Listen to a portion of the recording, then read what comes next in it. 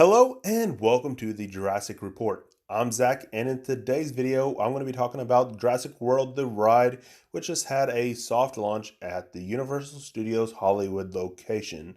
So, with that being said, I'm going to be talking in this video with a fresh perspective, and what I mean by that is I never rode on the original ride. As a kid, I always thought that'd be an amazing opportunity, but we pretty much live in the center of the US. We live in the Midwest. So either one of the Universal Studios locations would have been a very long drive, and we never really had the opportunity to take a vacation there. So with that being said, I don't really have the original ride to view as context. Now, what I might do for like a follow-up video is I'm sure there are point of view videos from the original, and I don't know why I never thought to kind of view those. These just started popping up in my feed. Um, so with that being said, I might do a follow-up video where I watch the point of view video of the original ride and compare it to what there is now. But at least for this video, this is going to be from a completely fresh perspective with someone that doesn't have the original ride as any context. So I'm just going to be going through the point of view videos that I've found and like highlighting some things that I think of the ride, what I think is super cool and what I think isn't as cool.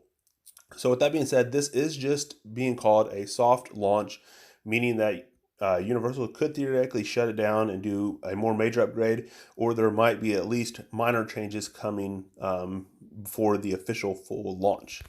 So let's go ahead and dive into the first part of the tour or the ride, which is the Mosasaurus area, which is very cool in my opinion.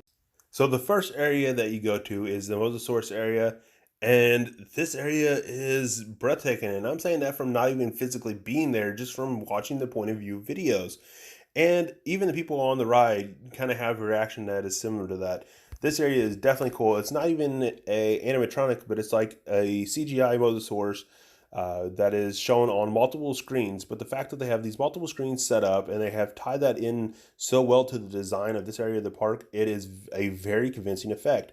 The Mosasaurus, flows from one screen to another, very, very fluid. He goes underneath sometimes to pop up on the other side of the ride, and it's just a very convincing effect. They tie the water effects in perfectly. So after he attacks a great white shark, he kind of pops up above the surface, which causes a splash down.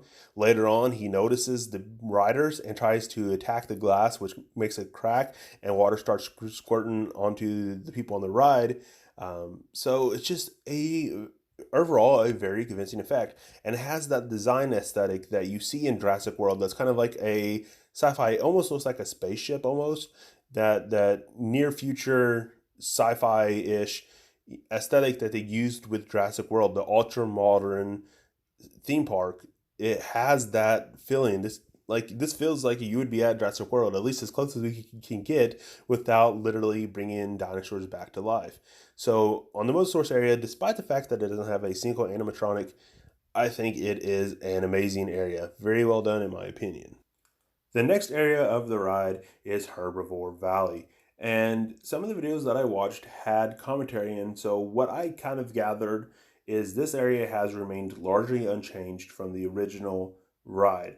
And personally, I don't have anything wrong with that if they wanted to reuse the assets and things along those lines. Really, the only negative thing I have about this area is the fact that it doesn't really have that Jurassic World vibe.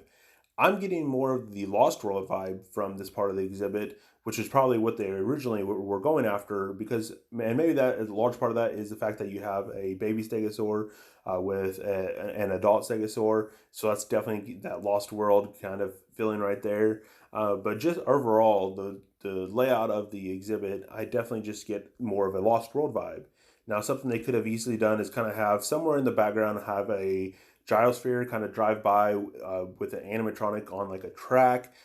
They could have hid the track easily enough with foliage and made a very convincing effect. And just having that one little thing added to it could have given it that Jurassic World vibe. You just don't see any of that modern design, kind of near sci-fi design that you see in the Mosasaurus area and the Predator Cove, which is coming up. You have that ultra modern, near sci-fi design style. You don't have that in this exhibit at all. Now, of course, you do want to have natural habitats for your dinosaurs. So, but we really could have had a somewhat small change and still had that jungle feeling, but had that modern design aesthetic brought into it. And I think a gyro share on a track could have done that very well. But all in all, I don't have a lot of complaints about this area. Just the main thing is it felt kind of disconnected going from Mosasaurus to the Herbivore Valley to the Predator Cove, where you have the ultra modern designs, and then you're thrown back in time to this lush jungle area. And there isn't necessarily anything wrong with the lush jungle, but I think it kind of spruced it up to give it that more modern Jurassic World feeling. The last area of the ride is Predator Cove, and this is a well-designed area overall. There are a couple things though that I want to nitpick about it, but overall it's very well designed. You have that more modern design aesthetic once again. The Dominus Rex enclosure is awesome. So the Dominus Rex enclosure has the two big heavy metal gates that have been ripped open and definitely give you the feeling that, the Dominus Rex is out. You see scratch marks everywhere. There's some splatters of blood. It definitely looks like things have gone bad here, but there are no dinosaurs here. It would have been nice to maybe have like a Dilophosaurus or a raptor pop out of the foliage somewhere that kind of got left behind the pack, just to give you a little bit of dinosaur feeling here. There are one little area of pteranodons, but I'm going to get to that here in a second because that's one of my big nitpicks. But the only other thing that I really have negative about this area is the fact that the raptor enclosure is the JP1 era raptor enclosure from the first film.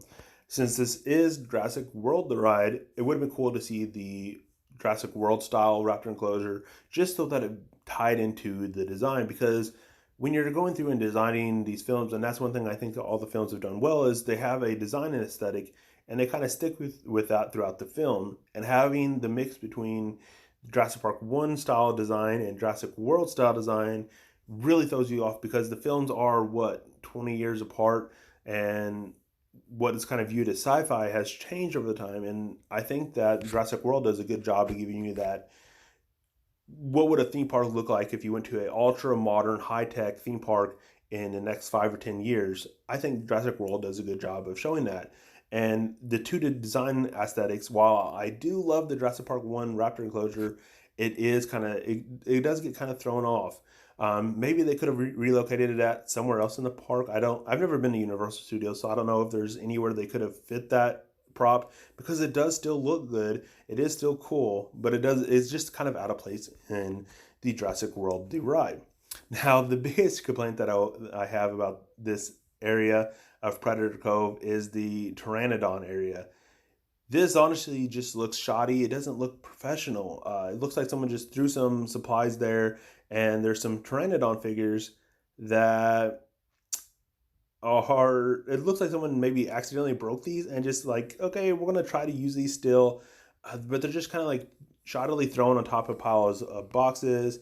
You see some like full wings everywhere. There's some like blood splattered on them. Now this is a soft launch, so I'm hoping there's something that does change, but it just doesn't have the high quality that you see in other parts of the ride. It just looks, like I said, shoddily built, and it's not super professional. And it just really looks out of place when you're viewing rest of the ride. Now, it is kind of cool to see kind of a scene where the Pteranodons have been attacked possibly, but something in me just says they could have easily done a better job at this part of the area. It is only one little corner, so it's somewhat easy to overlook as you're going through the ride, and you can be looking at the raptor enclosure and focusing on the Dominus Rex enclosure, but it just doesn't have that same level of quality that I felt from the rest of the ride so far. The next part of Predator Cove is the T-Rex exhibit, and this is a indoor part of the ride. This area is overall very well done. I had some things I really loved about it. So at one point in time, a raptor drops from the ceiling, clutching two electrical wires that are throwing sparks all over the place that it apparently has eaten through for some reason or another. The first Indominus Rex animatronics that you see, there are two of them. The first one kind of drops down and tries to attack you. This one is very, very well designed. The animations are top notch. It looks realistic. It looks awesome. All in all, very, very cool.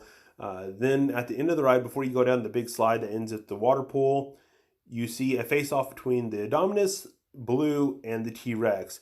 This area has a lot of potential, but the animations of the animatronics could use some work. There's some things like there's really just like timing issues.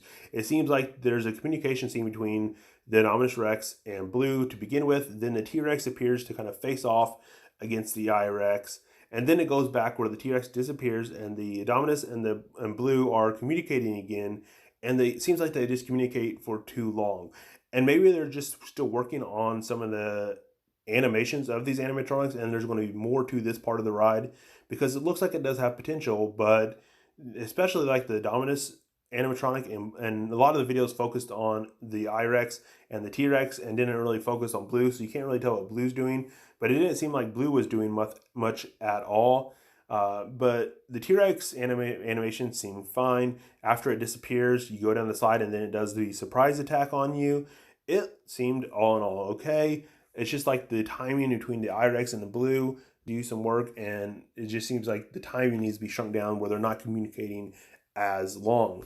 All in all, though, I definitely see there's a lot of potential here, and since the animatronics are already in place, you're really just talking about the animations of those animatronics, which isn't insanely easy, but it is something that is relatively simple to fix or to modify or to adjust. So with that being said, all in all, I thought Predator Cove had a good vibe. My biggest complaints were the Pteranodon area that just seemed shoddily built. It wasn't as professional as other areas. And the JP1 Raptor enclosure just seemed kind of out of place with everything else having that ultra-modern design aesthetic. So that concludes my thoughts on Jurassic World the Ride. There were two areas that were definitely my favorite. The first being the very first Indominus Rex animatronic.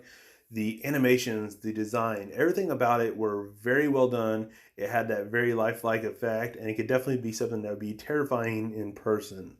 But I think my favorite area is the Mosasaurus area as a whole, even though it doesn't have any animatronics at all. The way that everything ties together, the physical part of the exhibit where you have the ultra-modern design aesthetic, the displays, how they're spaced, and the animations play on those and how it flows from one display to the other very naturally, and the water effects, everything is so well done, everything is tied so well together that it has a very believable effect.